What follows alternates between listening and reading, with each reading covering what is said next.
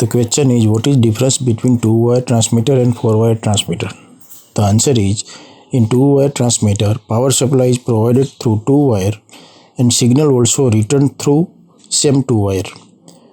But in case of four-wire, the transmitter, power supply is provided through two wire while signal return another two wire. इसका मतलब ये है कि two wire transmitter and four wire transmitter में difference क्या है। तो जो टू वायर ट्रांसमीटर है उसमें क्या होता है कि टू वायर ट्रांसमीटर के अंदर जो पावर सप्लाई है वो भी टू वायर से प्रोवाइड किया जाता है और जो उसका सिग्नल है, जो उसका 420 मिली एम्पियर जो फीडबैक आता है वो भी सेम केबल से रिटर्न आता है। बट फोर वायर में क्या होता है कि पावर सप्लाई के लिए दो वायर रहता है, दो कोर रहता है और रिटर्न का जो सिग्नल रहता है 420 मिली एम्पियर जो सिग्नल फीडबैक जो आता है उसके लिए टू वायर रहता है, यानी कि फोर वायर ट्रांसमीटर में रहता है। इसको बोलते हैं two wire transmitter and four wire transmitter. The question is, what is safety precaution of checking transmitter online? The answer is, we will first force the transmitter DCS or PLC by taking it in manual mode. Then we will check the transmitter, rectify problem and again bring back to transmitter to normal mode यानी auto mode. इसका मतलब ये है कि जो online transmitter जब हम check करते हैं तो सेफ्टी का प्रिकॉशन क्या लेना पड़ता है। तो जब भी हम ऑनलाइन ट्रांसमीटर को चेक करते हैं तो सबसे पहले जो ट्रांसमीटर जो है DCS या PLC में कनेक्टेड होता है तो उसको क्या पहले मैनुअल मोड में लाना पड़ता है और जब भी मैनुअल मोड में लाने के बाद हम अपना काम ख़त्म होने के बाद वापस उसको हमको as it is auto mode में लाना पड़ता है। Question is, what do we mean by hookup drawing? What are the information we get from it? The answer is, from the hookup drawing shows that how to install the tubing in the process pipeline to instrument, build quality, material specification, all the detailed information about the hookup including slopes also. इसका मतलब है कि जो hookup drawing है उसमें क्या क्या information रहती है। तो हुकअप ड्राइंग जो है एक इंस्ट्रूमेंटेशन के लिए एक जो ट्यूबिंग जो हम करते हैं इंस्ट्रूमेंटेशन में, उसमें वो ट्यूबिंग करने के टाइम हमको हुकअप ड्राइंग चेक देखना बहुत ज़रूरी होता है क्योंकि हुकअप ड्राइंग में उसका जो स्लोप है, उसका जो मटेरियल्स है, उसका जो कनेक्टर है वो कौन सा है, वो सब डिटेल उसमें दी हुई रहती है। इसके बाद उसकी क्वालिटी, उसकी मटेरियल की स्पेसिफिकेशन, वो सब इंफॉर्मेशन हुकअप ड्राइंग में रहती है। The question is, what is the difference between RTU and MTU in SCADA system? The answer is, I think MTU is also known as master terminal unit and it's main purpose to accept the different input from the remote connected device and transmit them over the network. इसका मतलब है कि RTU और MTU में difference क्या है। तो MTU को जो है मास्टर टर्मिनल यूनिट बोला जाता है और MTU के अंदर वो जो RTU है वो जो फील्ड में लगता है RTU, और RTU में पूरा जो इनपुट रहता है वो इनपुट कनेक्टेड हम RTU में करते हैं और RTU से फिर वो पूरा डेटा जो है MTU में ट्रांसफ़र किया जाता है। MTU जो है वो मास्टर टर्मिनल यूनिट बोला जाता है और RTU को रिमोट टर्मिनल यूनिट बोला जाता है। The question is, why we are using negative range like -750 to 0 mmwc in closed tank and what is the reason behind it? The answer is, whenever there is a closed tank, there is a vapor which will condensate in top tapping tubing, which will remain there even after tank is empty. That time output pressure will be negative. As SP tapping is empty and LP tapping has filled with condensate. LP line is filled, so negative will shows 4 milliampere as negative value. इसका मतलब है कि जो close tank में negative value क्यों होता है, तो इसका रीज़न ये है कि जो क्लोज टैंक होता है उसका जो LP साइड है, जो अपर साइड है, वो हमेशा जो है कंडेंसेट से भरा हुआ होता है। जो वेपर्स होती है, जो कंडेंसेट होता है, जो गैस होता है, उससे हमेशा भरा हुआ आता है।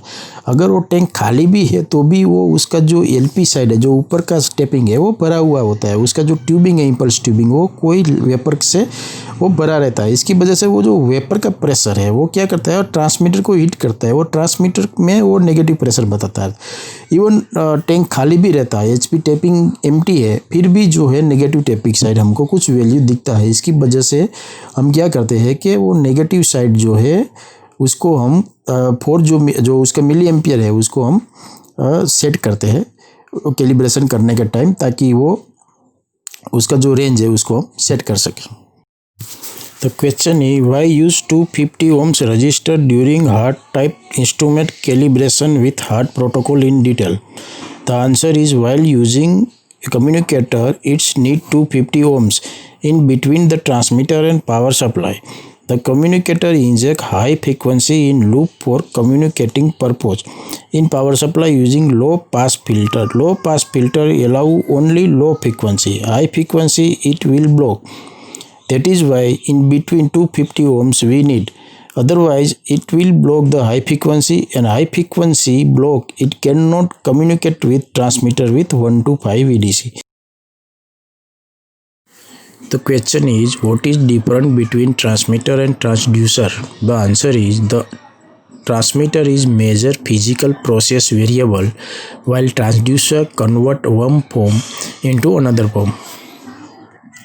इसका मतलब ये है कि ट्रांसमीटर एंड ट्रांसड्यूसर में डिफरेंस क्या है। तो ट्रांसमीटर जो है जो फिजिकल जो प्रोसेस वेरिएबल है उसको मेजर करता है, उसको डिटेक्ट करता है, एंड ट्रांसड्यूसर जो है वो कन्वर्ट करता है एक फॉर्म से दूसरे फॉर्म में।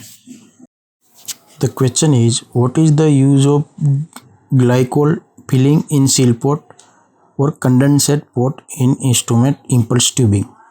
The answer is, the glycol serve as a calibrating fluid for your high and low pressure impulse tubing of the DP transmitter.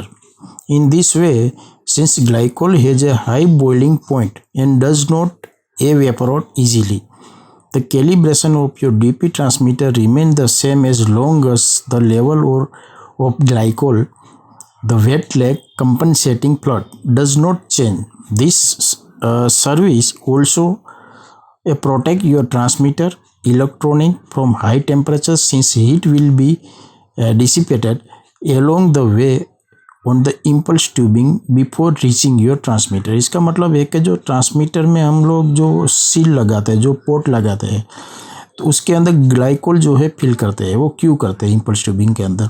तो इसका ये रीज़न ये है कि जो ट्रांसमीटर का जो सर्विस रहता है, अगर वो कोई टेम्परेचर सर्विस है, कोई हीट सर्विस है, तो क्या करता है वो टेम्परेचर का जो वेपर है वो इम्पल्स ट्यूबिंग के थ्रू मेरा ट्रांसमीटर का जो डायफ्राम है उसको हीट करता है, उसको डैमेज कर सकता है। इस करके हम क्या करते हैं, वेट लेग यूज़ करते हैं। वेट लेग में हम क्या करते हैं कि जो इम्पल्स ट्यूबिंग है उसका जो कंडेंसेट पोर्ट है उसमें हम ग्लिसरीन फिल कर देते हैं, या ग्लाइकोल जो है ग्लिसरीन फिल कर देते हैं। वो ग्लिसरीन जो है, ग्लाइकोल जो है वो इतनी जल्दी जो है वो बॉइलिंग नहीं होता है, गर्म नहीं होता है। इस करके वो क्या है, मेरा जो ट्रांसमीटर जो है प्रोटेक्ट रहता है वो, क्योंकि वो जो हीट है, जो सर्विस हीट है, वो सर्विस लाइन में से जो हीट आती है इम्पल्स ट्यूबिंग के जरिए, वो डायरेक्टली हमारे ट्रांसमीटर को हीट नहीं करती है।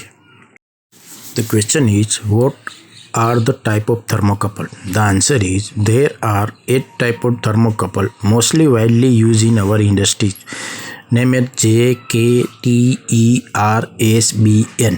इसका मतलब है कि कितने टाइप का थर्मोकपल होता है। तो 8 टाइप के थर्मोकपल होता है जो मोस्टली इंडस्ट्रीज में यूज होता है। J type, K type, T type, E type, R type, S type, B type and N type. The question is, how to calibrate a control valve? The answer is, control valve calibration is 2 type.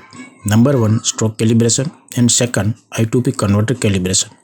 Stroke calibration, it means for the movement opening and closing, measurement of stroke through the scale from 0 to 100% of valve closing opening according to the standard 8 pressure supply or milliampere supply, 3 to 15 psi or 4 to 20 milliampere.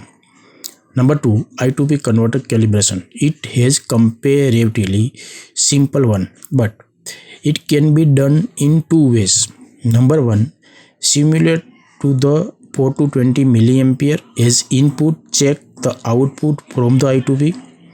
And second, simulate the 4 to 20 milliampere to the I2P converter as input and measure the control valve stroke movement through the scale 0 to 100%. इसका मतलब है कि control valve का calibration कैसे करते हैं। तो control valve का कैलिब्रेशन करने के लिए 2 टाइप है, 2 मेथड है। एक मेथड है स्ट्रोक कैलिब्रेशन और दूसरा है I2P कन्वर्टर कैलिब्रेशन।